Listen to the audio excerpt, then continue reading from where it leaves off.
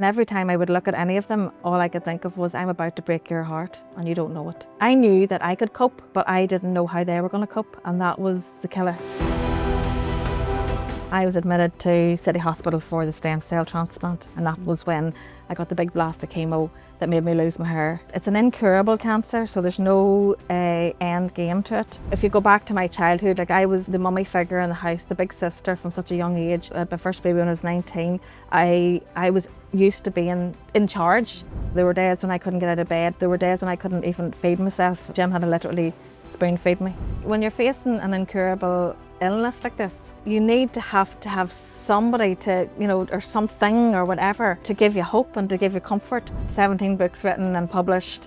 There's a hard slog behind all of that. It doesn't happen overnight. You're obviously an established author and international bestseller, but the woman behind all of that has had a journey. Every writer gets knockbacks. Every writer gets no's. You have to really buckle up and be prepared for the no, because the no will probably come maybe 10 times, maybe 20 times. The power of writing things down, Yeah. Even for anybody that has never done it. What would you say to people to encourage them to write it down? Because there is a real, I suppose, a healing thing with writing things down, isn't it? People mightn't realise. Absolutely. The kindness that I have been shown from not only family and friends, but also readers and strangers and people I never meet. Well, all through that, I managed to write another book. Of course you did. So tell us about it.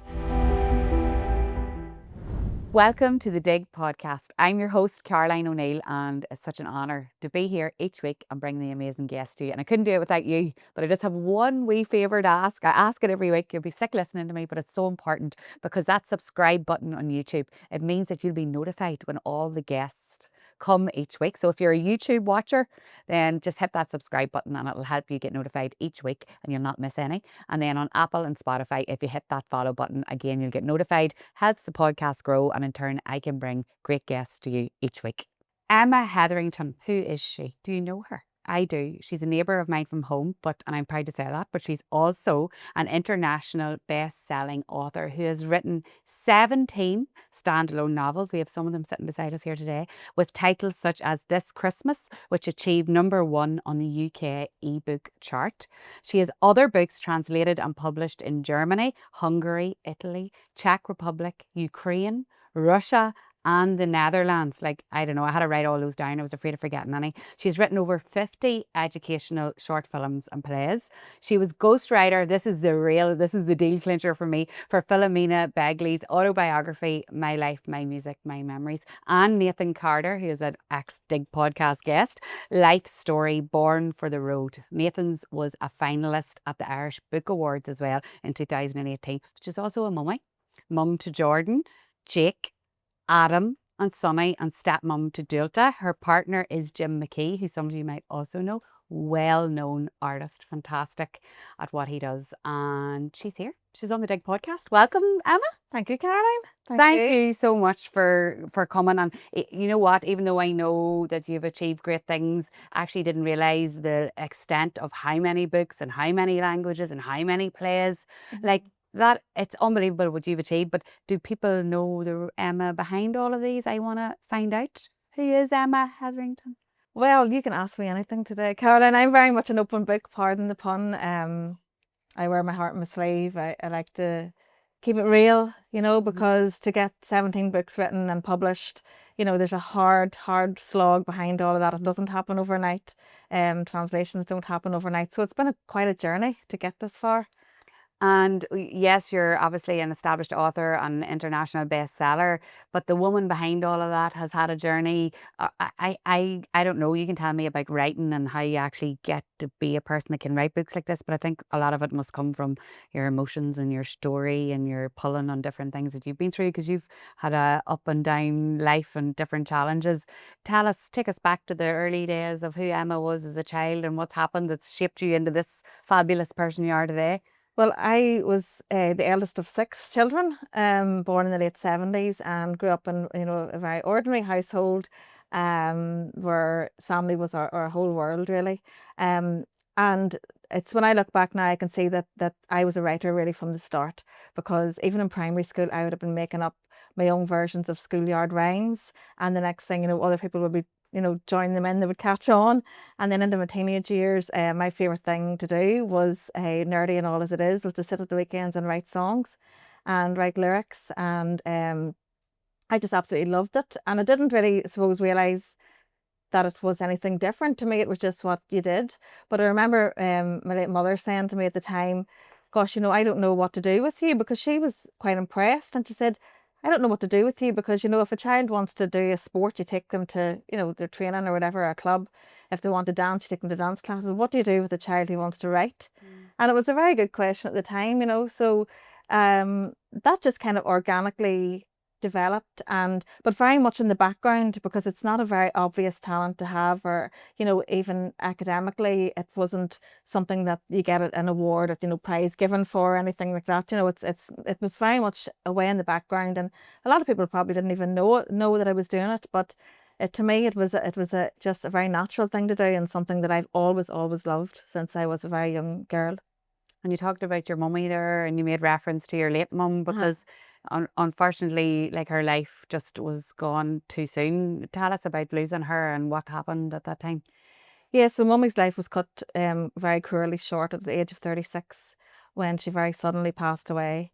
Like 36. I know. It's just like, and hitting that age, for me and for all my siblings, has been a real milestone, when you stop and you realise just how short of a time she got, and how she was really robbed, from witnessing everything, to do with her children. Like, our youngest sibling was only 8 months old when she died. But she died very suddenly, say one Saturday morning. It turned out to be coronary thrombosis, which is like a clot that went to her heart. So very ordinary up until that, that morning. She was asking me to help her with the baby, and then in the afternoon she was gone. So the shock of that, really, I was 15 at the time, and my younger siblings, they were just all steps and stairs right down to the baby. So Daddy, you can imagine, what is a man to do? He's 41. She was actually buried on his 41st birthday. And our whole world was turned completely upside down. And looking back now, I honestly don't know how we got through it. But I suppose family support, Mummy was the youngest of 7 girls, and her sisters rallied around and helped us get through those first couple of early years. But eventually we had to stand on our own 2 feet, and me and my sister next to me kind of just had to get stuck in and learn how to do all the mummy things at a very, very young age. But I mean, it's a long time. So it was 1991. But I think losing your mother, or losing a parent as a child, when you're a child, it never leaves you. It never leaves you. It's something that, no matter what happens in your life. So if you think of all the firsts, your first time, your exam results, even things like that, things like that, or going to university, or having your first baby, and all the milestones of life, that she totally missed out on seeing us do all that.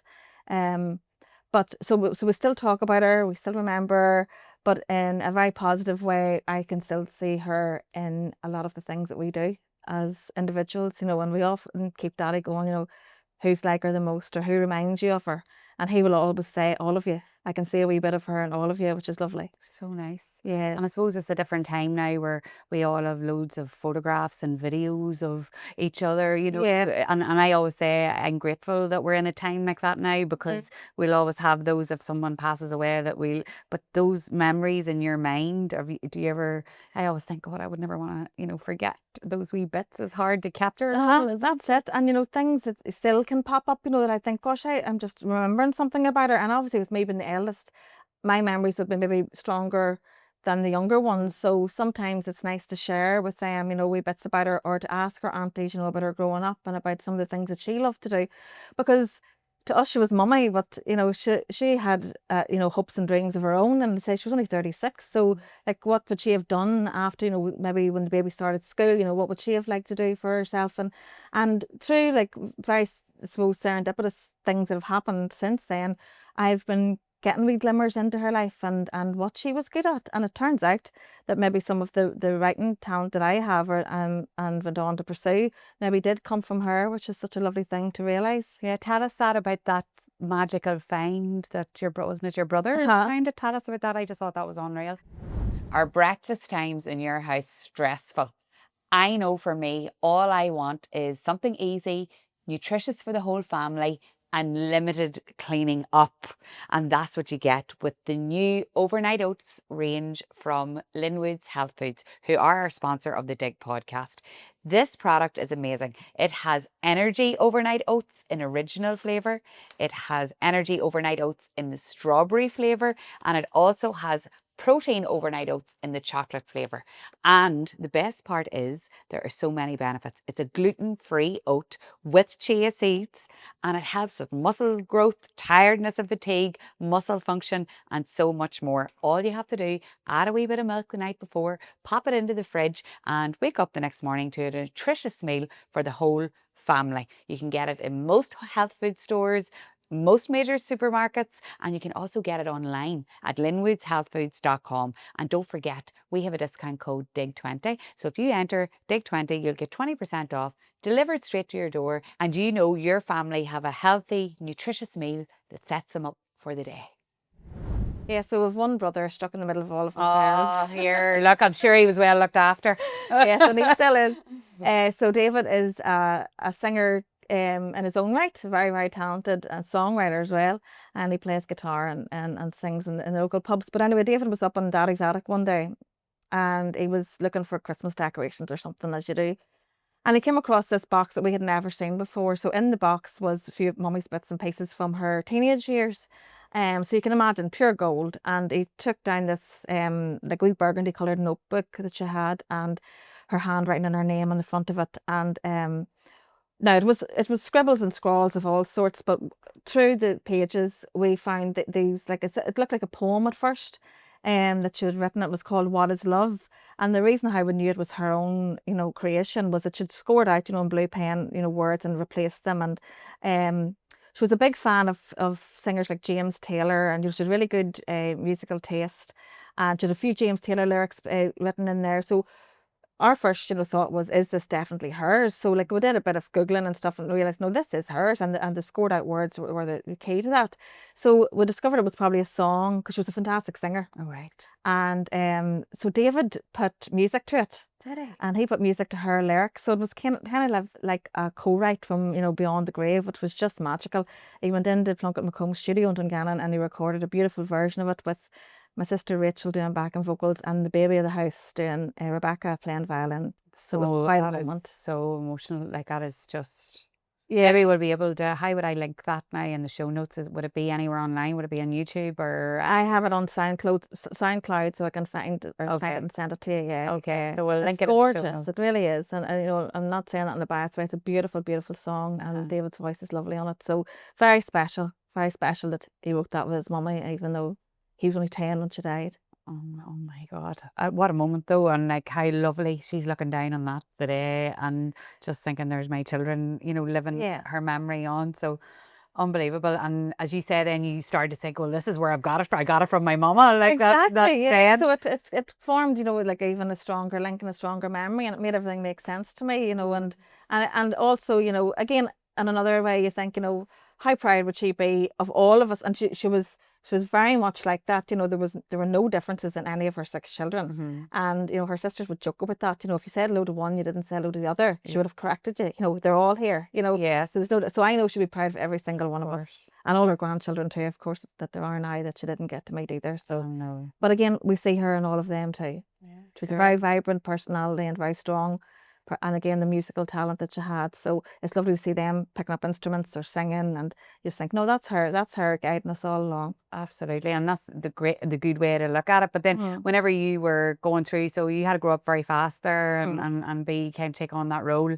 But then you obviously were nurtured, like loving the writing and doing all of that. And I did read in an article where you wrote about that whole...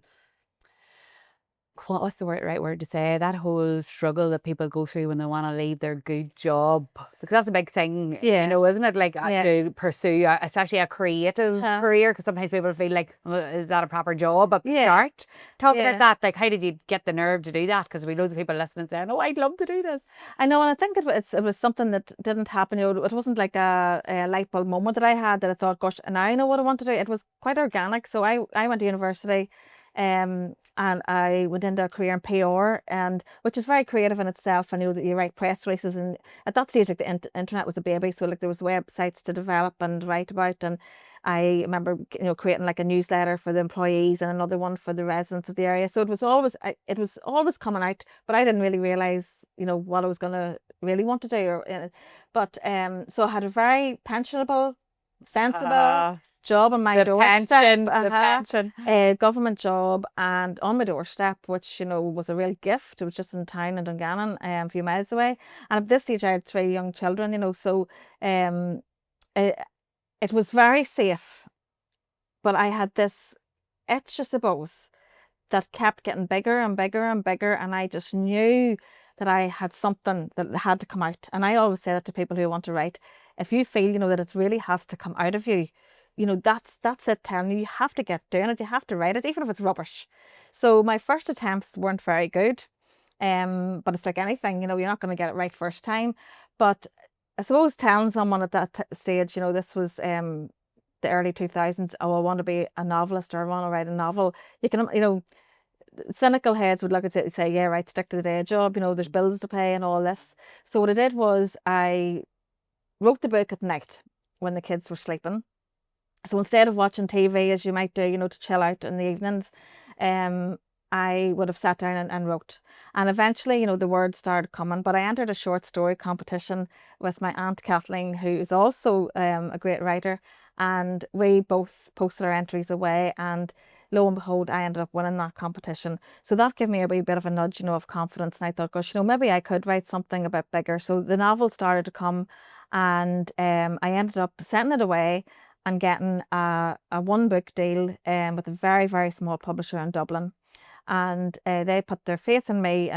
Marisa, she came up from Dublin, and met her in Belfast, and she put my book out, and it was just magical. So I was still working full time at this stage, but the book was on the shelves, and the excitement, honestly, I'll never forget, that feeling of holding the book for the first time. And Malachy Cush launched it for me in Easton's in Belfast. Malachy was there, did a fantastic job. The whole of Donaghmore was nearly there. It was just fantastic, a big celebration and a big, big milestone, and again a lovely precious memory, because there were people in photographs back then that that aren't here now. That was in 2007. So what I did then was I took a career break. So I took a 6-month career break from Dungannon Council, where I worked. And then you can add on another 6 months. So I did that, and then I added on a third 6 months, and after that it's decision time. Are you going to come back or are you not? Now, hindsight, I probably should have gone back, but I didn't. I took the leap. And why do you say, just out of curiosity there? Well, there's this great, I suppose, thought out there that when you write a book, you're going to be loaded. Yeah, well, let me tell you, if you can think of the very opposite of that. Yes, so I can imagine, like, it wouldn't be easy. Like. No, so my books were published in Ireland only, in Ireland of Ireland. So the population isn't there to make you loaded for a start, right? So and then the way you get paid is not going to make you loaded. So it's like pocket money on the side. So what I started doing then was to make up an income was freelancing. So that's when I wrote, the educational scripts and the short films and stuff for government agencies and charities and anyone who needed something creative, through a company called Beam Creative Network in Donaghmore. So that kind of kept the wolf from the door, I suppose, and kept me ticking over. But I say in hindsight, maybe I should have gone part-time in my job and did the writing separately. But no, I went gung-ho. I just jumped off the deep end right into it. And I have to say now, those early days, it was a struggle financially. There's no doubt about it, and with 3 children, and soon after that I became a single parent. So again, the pressures were there, even double financially. But I motored on, and I kept at it, and I stuck at it, and eventually then the big guns came calling, and that's when I was able to do it comfortably for a living. So what I knew that I needed to do was get out of Ireland and have a bigger book deal. So my dream was always to be with a UK based publisher over in London, or one of the big 5 as they're called. And I was very, very, very, I suppose, well, lucky you could say, but also I come up with an idea that caught the eye of HarperCollins in London, and I wrote The Legacy of Lucy Hart back in 2017, and that just changed everything. And I'm getting shivers. Whenever you say it caught the eye, you mean, how did that catch their, I mean, is there a way, I'm just thinking of aspiring artists, creatives, how do you catch the eye? Well, I always say to you, if you're going to write something right and you're going to put it in the drawer beside your bed, nobody's ever going to see it, and you're not going to catch anybody's eye. So you have to be bold. You have to be, you know, you have to be brave. And it's very hard to bare your soul when you're putting so much of your own thoughts and energy onto a piece of paper. And is this any good? I don't know. Well, you're never going to know. Now, your mummy and your granny and your sister and your auntie are going to tell you it's brilliant, aren't they? You don't Yes, listen to them. because you can do no wrong. Exactly. Well, their opinion, sorry, doesn't matter, right? In Okay. this case. So you have to send it out. And there is a process. So you send it out to either a literary agent who will act as your manager if they take you on, or you can send it sometimes to smaller publishers directly, which is what I would have done in the early days. But I say I was going, you know, I wanted in with the big guys over in London. So it was a moment, I suppose, again, of serendipity, where I saw on Twitter actually at the time that they had opened the doors, right? So you didn't need an agent just for this window. And they had said, we're going to send us your work directly, because they were starting this new digital imprint, which is ebooks, and send us it and we'll say, you know, if we take you on. So I got really excited and I sent them, you know, just something that I had already done. In fact, I sent them the first book, and they came back to me and they said, we absolutely love this, but do you have anything else? And I said, well, actually, I'm working on this idea about a story about a girl who has a heart, you know, through organ donation, and she wants to live out the legacy of the wee girl whose heart she has. And they said, yeah, well, you're onto something here. And that became The Legacy of Lucy Hart. And that book launched me into the US market. It launched me into the Netherlands, into Germany, and into the UK market. And it just, like I say, it was a real game changer. Like, I didn't know all that. I didn't know. I just know you're unreal, but I didn't know how you got to be unreal. But isn't that like that thing, like if you don't say your dreams out loud, no one's going to know what you want. Like if you hadn't said, right, I want that, and did that, it's never going to happen unless you take action. You have to do it. You have to do it. And like I say, sometimes it's not easy, you know, because it's so personal to you and it's precious to you. And you can't see the wood from the trees sometimes, because you know, you think, you know, is this good? But you don't know that until you give it into the hands of the professionals. And, you know, every writer gets knockbacks. Every writer gets no's. You have to really buckle up and be prepared for the no, because the no will probably come maybe 10 times, maybe 20 times. But as I keep saying to other writers, just keep going. You know, if you get 10 no's, set out another 10, send it out another 10 times. And then when you're waiting on those to come back, get ready to send it out again, because that's the nature of the game. So I was very lucky that I got that yes from them, and I got the idea at the right time, and we got stuck in, and the book came out. It hit the Amazon top 10, and I'll never forget, you know, the feeling of that and just the celebration. I think we celebrated for months, to be honest. Rightly so. Yeah, and meantime I had another book to write, but yes, that was a real buzz. And I say, and all of a sudden, you know, I was getting messages from readers in Boston, and they're standing in a book club and they're holding the book, and you know, or I'd get lots of messages from people who had signed up to be organ donors, and you know, lots of really heartfelt messages from people who maybe had changed their mind about organ donation after reading the book, maybe saying, you know, I didn't really believe in it at the start, but now, you know, I understand. So it connected me with lots and lots of new readers on a global level, and Just really think about that there. Like that's life changing then for people. Like you were changing people's lives with that story. Yeah, and that's the thing. Whenever I kind of leaned into the genre that I write now, so I realized that, you know, I can maybe make a wee bit of a difference to someone, either, you know, maybe not on as big a scale as that, but even just how they feel if they read something and they can relate to it. And so the books that I wrote from that moment on really become very emotionally driven. And a lot of people ask me, do you write about your own life? No, I don't. But what I do write about is, pour some of the emotion that I have experienced into the story or into the character, so it comes out in a different way. So it's nothing to do with me, it's all to do with them. But again, and it's so lovely when I hear a message back from a reader who says, you know, that helped me, or I understand, you know, and or maybe they pass it on.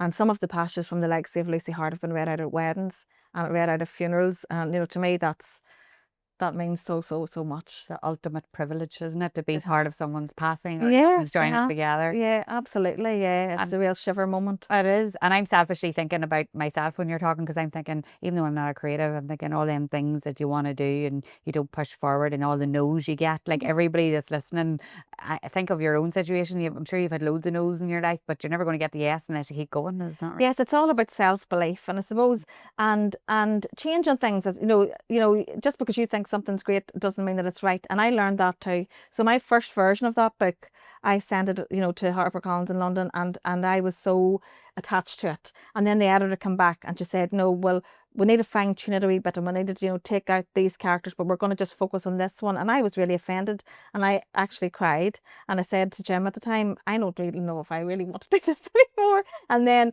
after setting it away for a wee while and looking at it with fresh eyes, then I could see what they meant. And the book became more polished, and it became more, strained, and the story became a better story. So sometimes you have to take advice along the way. Yeah. But that doesn't mean you have to park it or give it up. Just tweak it along the way, and then, the gold will come and it'll rise to the top. And all of a sudden, like say, I had the book of my dreams in my hands, and it just set me off on a totally different path. And you were like on a journey then, flying high in some respects, with all the books and all the success and people asking you to write their life story, like Philomena Begley and Nathan Carter and all of that. And then like talk to us about, like, you're sitting here now and you're vibrant and beautiful, but you've been through so much, haven't you, recently? Do you want to talk to us about what's been? Well, yeah, and another big sort of career opportunity, just to lead into that, I suppose, I then moved publishers to the publisher I'm with now, which is Penguin. Oh, right, okay. And so Penguin, again, was like another restart, refresh of my career. And I wrote a book called This Christmas for them, and it was out in Christmas 2023, right? So this book storms the charts, absolutely storms the charts. Yeah. Well, that's actually last year's book, but there's a reason why I brought that one in particular. Okay. But the book before this, right? So it went to the top of the ebook charts all across all platforms in the UK. So you're talking like Amazon and iTunes and all the places you can download books. It was the bestseller of the week. It was Penguin's biggest selling Christmas book that year. I was absolutely riding high. I got into the top 3 in the Irish Times bestsellers, which I'd never done before. So I was going to 2024, if you can imagine, on this absolute high. This is my year. I had so many plans. I'm working on a musical, and I wanted to produce it that year, and everything was going so good. And then in February 2024, it all changed. My whole world completely changed. I had been having a few health issues for the 12 months previous, but nothing that I could really get an answer for, or nothing that I could really pinpoint to say what it was. So it was kind of like dizzy spells that wouldn't go away, but not dizzy spells that maybe stop you in your tracks. I mean dizzy spells that you can't open your eyes, that you can't speak. And so really severe dizziness. So I would go to A&E, they would do a CT scan, nothing in the brain, sent home, not really any the wiser. And then this happened again, and then it happened again. And then I was getting this really strange pressure in the chest bone, but only at night, during the night, where I would find it very hard, say, to turn in the bed. But it was more of a sensation than a pain. But it's the type of thing you'd get up the next morning and you'd just think, gosh, that was weird. And then as the days went on, when I was reaching up for something or reaching out for something, I could feel that bone crack. Now, I have never broken a bone in my life. I haven't even broken a finger or anything. So again, that snap was a bit strange, but I must get this looked into. Well, that went on until the next dizzy spell came in February 24, and I was at my niece's school concert, and I knew that there was something really strange going on, and I knew that I had to get it looked at again. So I rang the GP the next morning, and he was very quick thinking, and he got me straight to A&E again. But this time it was like a bit of a movie scene, and I felt a bit of a, an imposter, thinking, gosh, there's no need for this, like, I'm fine. But what they were doing was they were treating me as if maybe they were looking for a stroke, because I was showing all the symptoms of stroke. So the dizzy spells, the speech problems, the blurred vision, and when they did the CT scan this time, the doctor was able to see not what they were looking for. So she sat me down and she said, sometimes when we're looking for one thing, we discover another. And she said, you have a lesion on your skull bone, which was there the year before when they did the first CT scan, but it was smaller and it has grown. So we're going to have to look into this. Right. And that started the whole investigation of blood tests. And within a few weeks, I knew this was not good. I just knew this was not good. And of course, you know, we have access to so much information online now. And when you put in paraproteins in your blood, which you're not meant to have, which I was by then told I had, and bone lesions, blood cancer. That's what came up. Okay. So the weeks up until official diagnosis were probably the hardest weeks of my whole life. There were scans in the Royal. There were I had to get a bone marrow biopsy. I had to get a biopsy into this bone.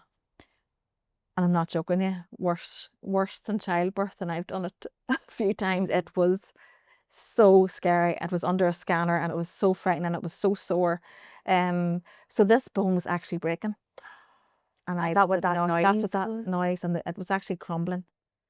So it turned out then I was diagnosed on the 8th of March officially as multiple myeloma, which is a blood cancer that I had never heard of.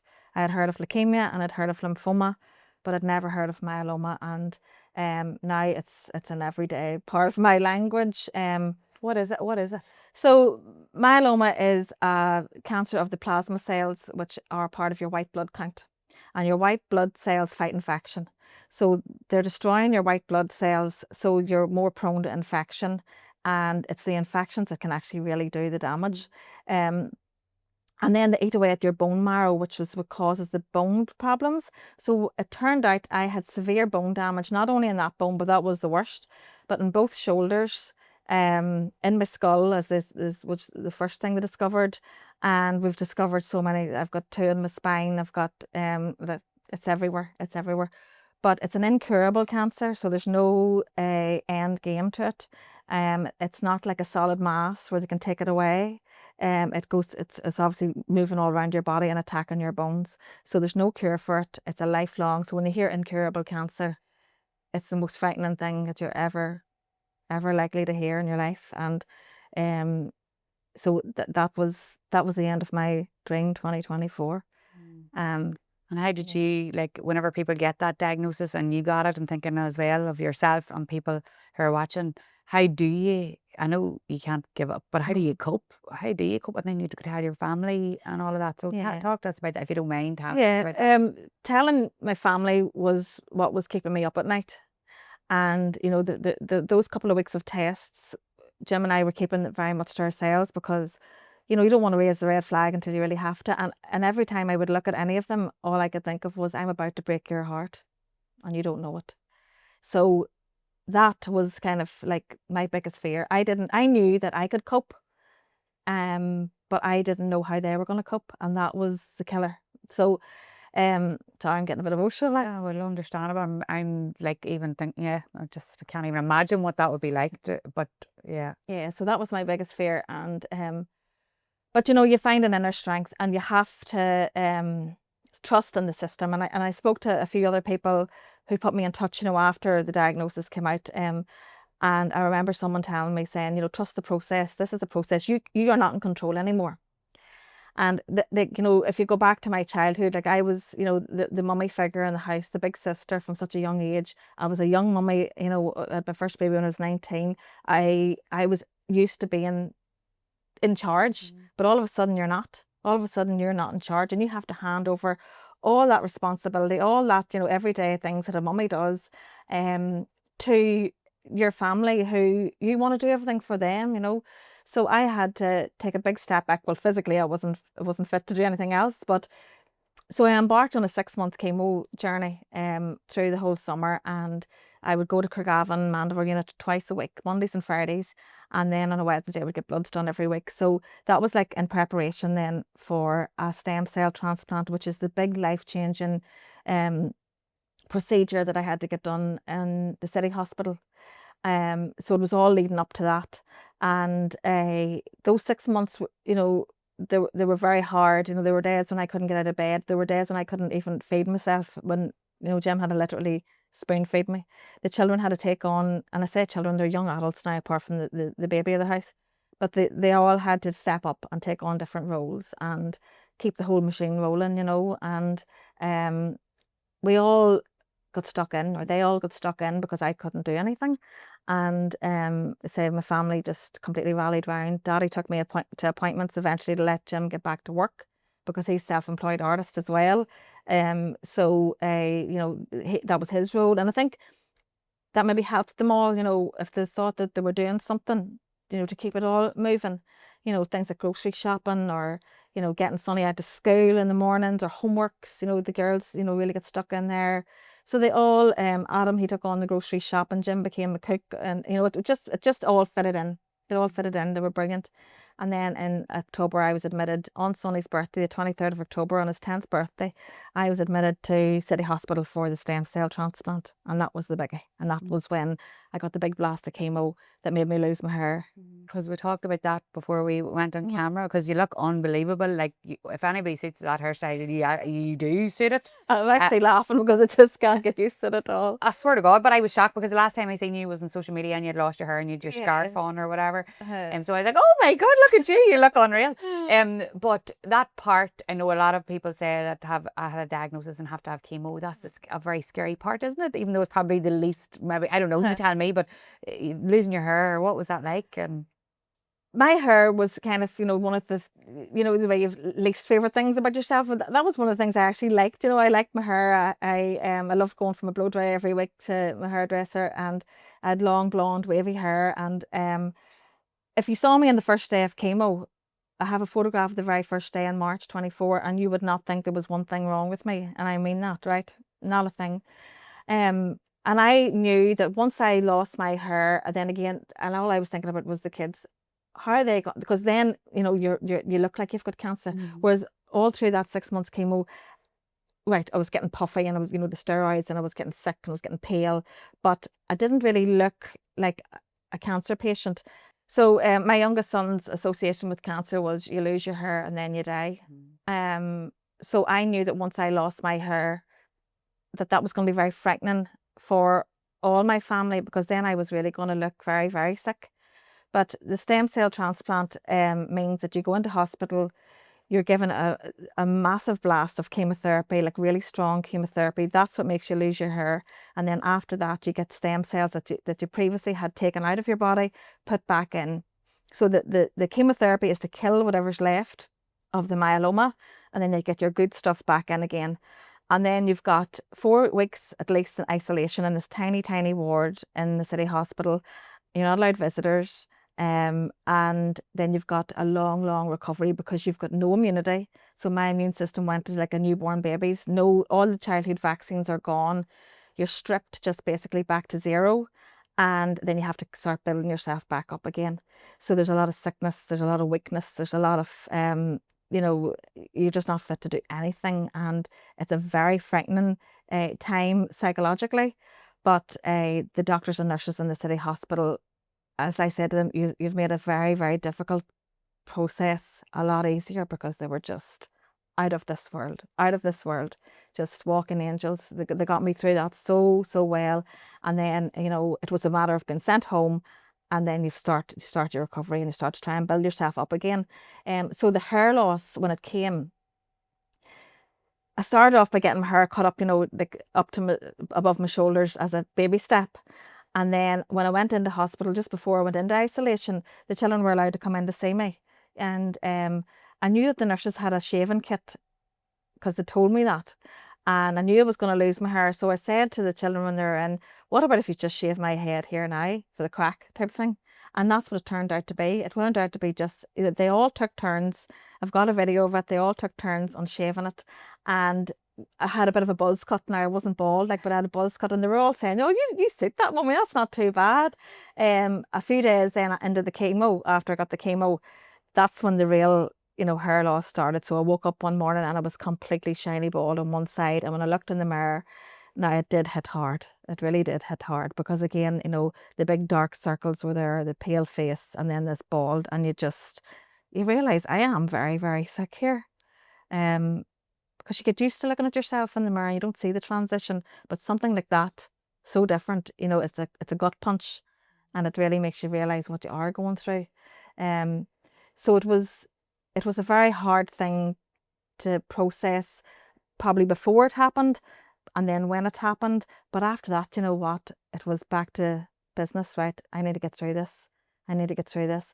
And when it did go home, I was very conscious of taking off the headscarf to let, you know, especially the youngest of the house see, you know, my bald head. And I was deliberately hiding, like not wise, like running into the bathroom in the morning before anybody could see me, you know, and making sure my head was covered.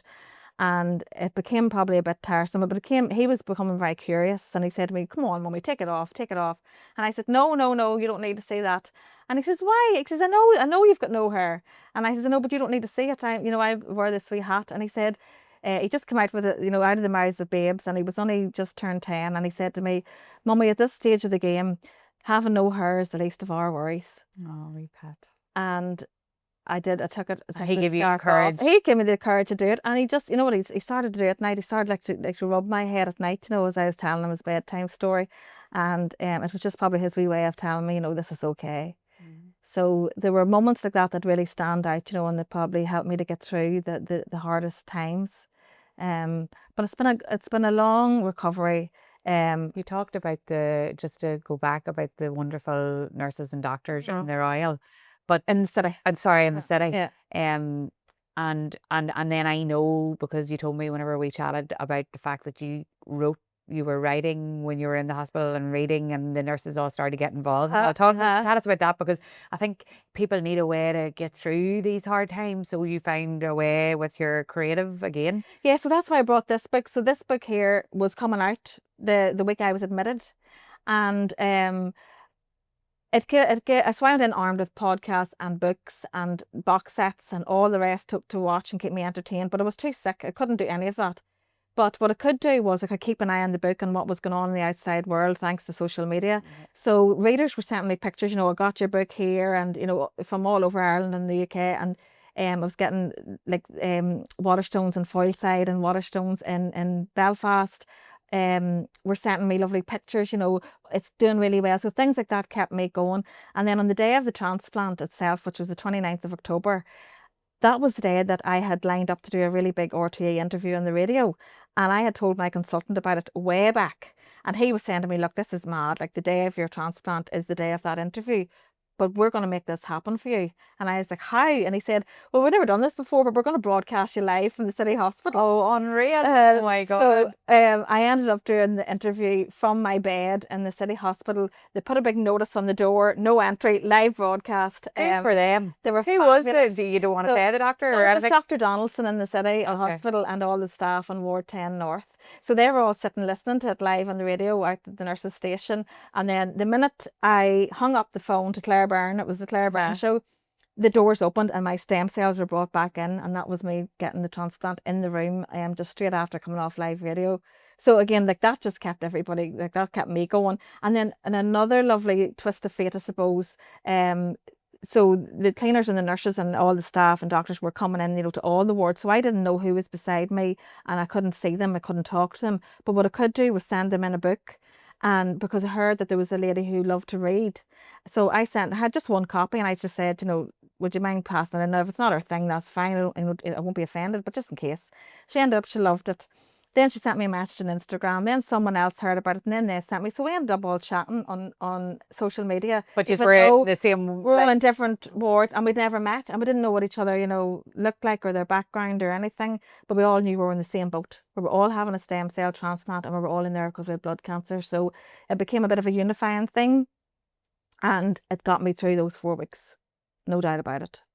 So I suppose, if there's anybody listening, they're going through the hard times, find something, maybe it's not writing, but something to focus on. A distraction of any sort, yeah. Something that will distract your mind, and because it takes it all. It takes it all. And like, there were moments, if you can imagine, sitting in this tiny, tiny room away at the top of a hospital in a strange city. You know, I was used to the Craigavon team, the Mandeville unit, who are still looking after me, by the way. As this is an incurable cancer, so there's no end game. I'll be looked after by them for the rest of my life, and there's a chance I may need a second stem cell transplant in the future. But so I have been taken out of my, you know, team that I knew and loved, who made me feel very, very safe into this brand new team in the city hospital, and no visitors allowed. So I leaned on those people a lot, those nurses and doctors, and they were just fabulous. And now I'm back with the Mandeville, and they continue to be equally as fabulous. Those people are so important on the journey, aren't they? Because it's hard enough. You need the supportive teams around you to get through this. Yeah, they're absolute walking angels, and cancer nurses and doctors are just of a different league. They really are of a different league, because they're seeing people come out of it well, but they're also seeing the other side of it, and how they deal with that emotionally, I don't know, but it takes a very strong person to do that job. And I have to say, they've been magnificent.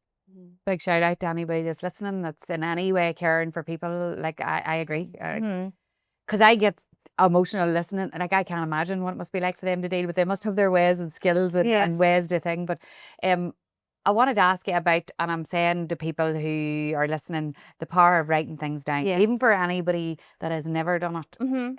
What would you say to people to encourage them to write it down? Because there is a real, I suppose, a healing thing with writing things down, isn't it? People mightn't realise. Absolutely. And like for years before this all happened, I would have been a big, advocate for that. So you don't need to spell it right. You don't need to have perfect sentences or grammar. You don't need to show it to anybody. This is the one thing you don't need to show it to anybody if you don't want it. You never even have to read it back again. But you see that process of actually physically taking a pen or pencil in your hand and writing it down on paper. You're processing things that you don't realise you're doing. And even if you scrunch it up and throw it in the bin or throw it in the fire and watch it burn, whatever you want to do, or if you want to keep it, it's like a brain dump. It's a way of getting stuff out of your head and out of your body and onto paper.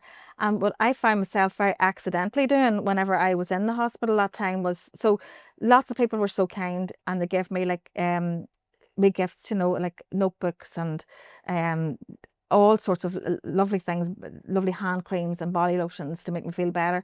But the notebooks were sitting, and there was just one evening that I decided someone had done something really kind that day, and I think it was the cleaner, Crawford.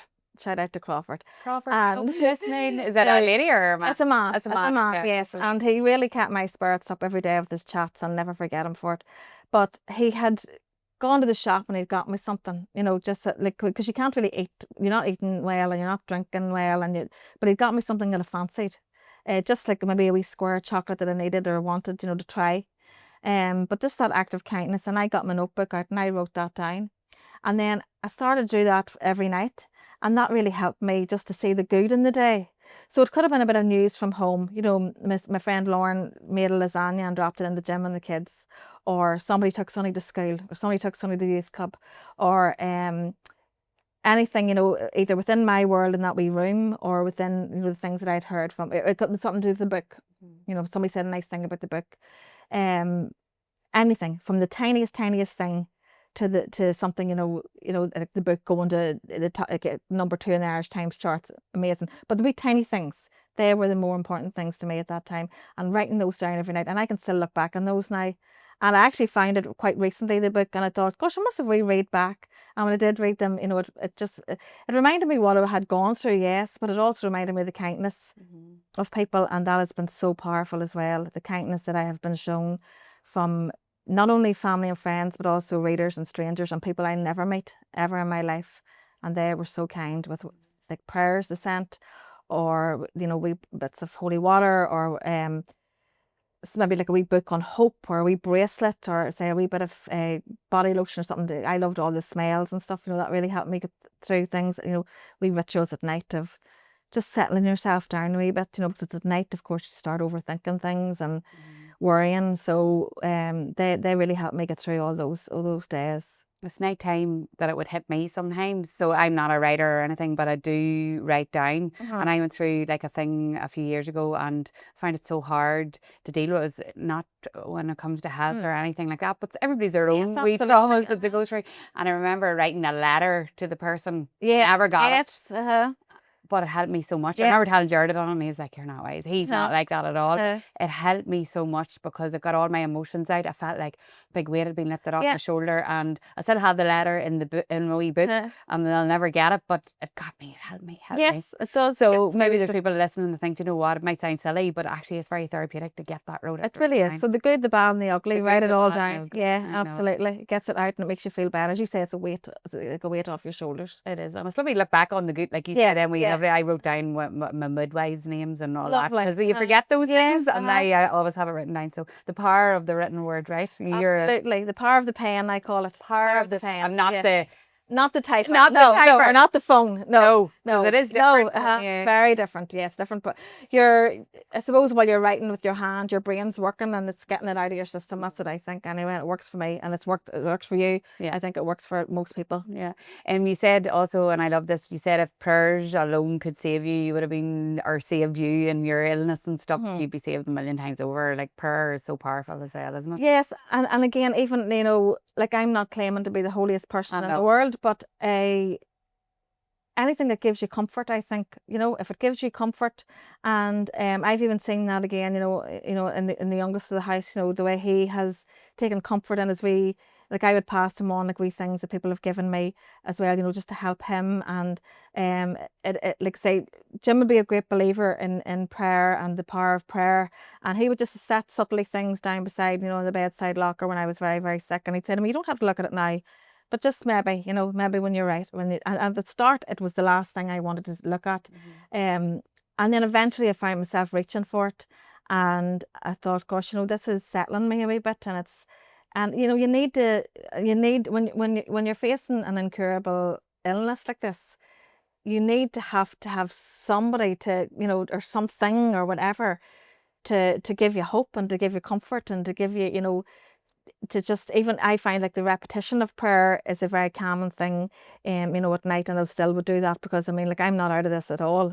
This is lifelong. I'm going to go through this for the rest of my life.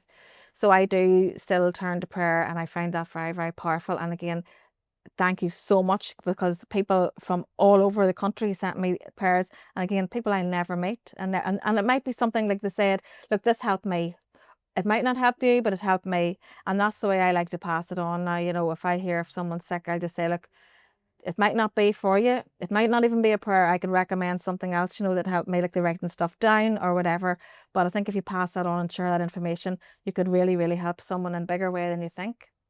Absolutely, I know, and then not everybody's into prayer and all of that. But if you are, I'd say that's a time when you really would be embracing the comfort, I suppose, that you get from it. And so, what's happening? Tell me. I have no doubt you're working on something now. Tell me what's going on. Well, all through that, I managed to write another book. Of course you did. Of course you did. Tell us about it. Yeah, so the new novel is out on the 23rd of October, which is a lovely full circle moment. Now, I did not choose that date. The publishers have set that date. So that's the day I was admitted to hospital last year. And it's going to be Sonny's 11th birthday this time. And my mummy's birthday. Oh, yes, that's right. Yes, I do remember that. Yes, so it's called Every Christmas Eve. Okay. And it's a story about Ben and Lou, who were childhood sweethearts who used to meet every Christmas Eve at like a big charity event in Ben's house. It's set in Balahi. Is it? Yes. So why? Well, Balahi is the home of Seamus Heaney. It is. Yes, and Seamus Heaney is my favourite poet, and we also share a birthday, so we have the same birthday as Seamus Heaney. Okay. And I've always just felt such a connection to his work and the area he grew up in. So I went to Balahi and I explored around places that I'd never came across, like Lochbeg and Church Island, of course the lovely Heaney home place, places like Katie's Cottage and Ballyscullion Park. So his house is kind of modelled on Ballyscullion Park in Balahi, which is a real place. And then where she lives is Katie's Cottage, which is a real place. I love to use real places because a lot of my readers then go on a wee journey and they go and visit these places after they read it. So it's their love story, and it takes you from the past and the present, when they met as teenagers and where they are now. And I won't tell any more of that, but it's a festive romance. So it's set in the winter time. And it's, well, the title Every Christmas Eve kind of gives it away. It's over Christmas Eves every year up until now. And it tells how, I suppose, they decide to bring the big party back and he needs her help, and that brings her back into his life again. And now I'm getting carried away, but I'm thinking like holiday vibes, Cameron Diaz, and think. I mean, do you ever think of the big, like, ever being into a film or anything like that? Or? Yes, well, gosh, of course. I have a fantastic agent in London, Okay. Sarah Hornsley, and she works with a fantastic team. So she looks after my books, and then there's another team who look after film and TV rights. So that's all going on in the background. Oh, is it? Oh, there's me just jumping ahead, Sarah, if you're listening. No, it's a thing. It is. Oh, it is a thing, and it's a matter again of finding that. It's a bit like, you know, putting your book out to try and find the right publisher. Yes. This is you know, there's a team working hard to try and find the right film and TV production company. Okay. So if you're out there and you make movies, and you know, Ireland is one of the most beautiful places to shoot in. So there's so many reasons, and all the talent we have acting wise. So it's all just sitting there. It's just a matter of time, hopefully. Okay. Now we want an invitation to the premiere and all. Yes, Like we want to be there, the Dig podcast. Absolutely. The red carpet. Absolutely. Oh my God. So exciting. We can't wait to get it into our hands. Yeah. Thank you for that emotional roller coaster of a story. It's not easy, but I know you're a great speaker and all, but when you're talking about your own health and your own family and all, as you say, you write about others. So thank you for sharing that, because there'll be people listening, Emma, as you know, that are going through that as well as you, or maybe a different diagnosis, not sure how to tell the family, not sure of taking off that hat or that wig and all. So it's going to help so many people with your words. So thank you for that. Thank you so much. Where can people follow now and follow you, and where's the best place? I'm a bit of an old schooler. Facebook and Instagram are the two places where I would probably. Oh, that's old. We're not old schoolers. Isn't Facebook? The guys say Facebook and it's like for kind of roll their eyes. But no, I have a lovely Facebook community, so do I, and I really appreciate everyone, and that's why I keep in touch with readers. And Instagram as well. I'm on there too. So we're going to link Emma's handles in the show notes for anybody that wants to. And then to get your books, is it just like on the traditional way? All your local bookshops. Okay.